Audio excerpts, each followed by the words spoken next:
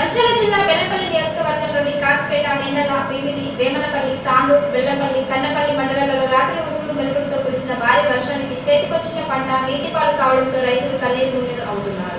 మంచిర్యాల జిల్లా బెల్లంపల్లి నియోజకవర్గంలోని కాస్పేట, నిన్నెల, భీమిని, వేమనపల్లి, తాండూరు, బెల్లంపల్లి, కన్నపల్లి మండలాలలో రాత్రి ఉరుములు మెరుపులతో కురిసిన భారీ వర్షానికి చేతికొచ్చిన పంట నీటిపాలు కావడంతో రైతులు కన్నీరు అవుతున్నారు. నిన్నెల మండలంలో గొల్లపల్లి, మైలారం, జోగాపూర్, ఆవడం గ్రామంలో వరి నీట మునగడంతో రైతులు దిక్కుతోచని స్థితిలో ఆందోళన చెందుతున్నారు.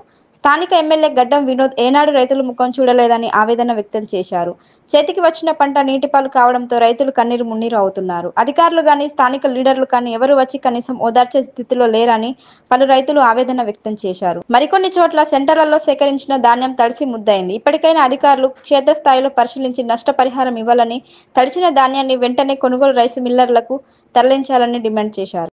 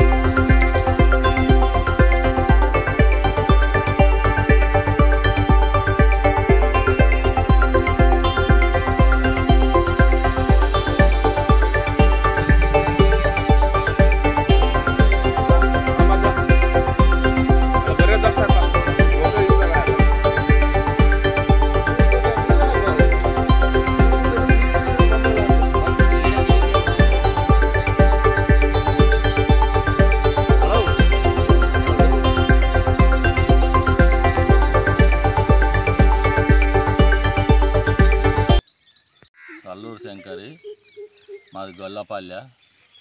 మా 2 ఎకరాల పొలం ఉన్నది. మా 15 రోజులు దాటిపోతుంది. మేము ఆరిగోసి మాకైతే 4 వర్షాలు కొట్టినాయి. ఇంకిది వరకు మాకేది లేదు. మా పరిస్థితి ఇక మొత్తం నానిపోయినాయి. మేము ఏం చేసే పొజిషన్ లేదు. మరి గవర్నమెంట్ ఏం చేస్తుందో మాకు ఆధారం అని అనుకుంటున్నా. మా దగ్గర లోన్ తెచ్చుకున్నాం కానీ కడదామన్నా కానీ రూపాయి మన దగ్గర అవకాశం లేదు. ఏ ఆలోచన లేదు మా దగ్గర. అవకాశం లేకుండా అయిపోయింది మా పరిస్థితి. గొల్లపల్లి జాడి శ్రీనివాసు. నా పేరు ఏల్పుల మల్లేసు.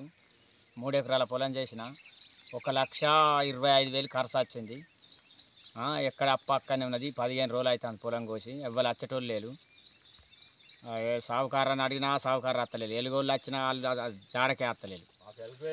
మాకు అక్కడ లోన్లు మన బ్యాంకులో అప్పు ఉన్నా, ఇటు యువతల అప్పు తెచ్చిన.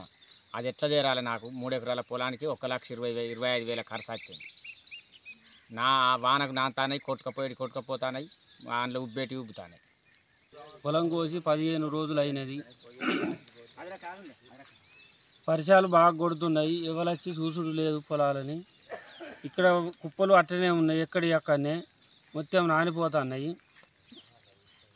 మరి అట్లా పరిస్థితి ఏందో మాకు ఏమి అర్థమైతే లేదు. అప్పులు తెచ్చి పెట్టినాము. అవి ఎట్లా తీరుడో ఏం కాదో మాకు బాగా ఇబ్బందిగా ఉన్నది. ఎట్లనన్నా చేసి మరి ఆదుకోవాలి గవర్నమెంట్.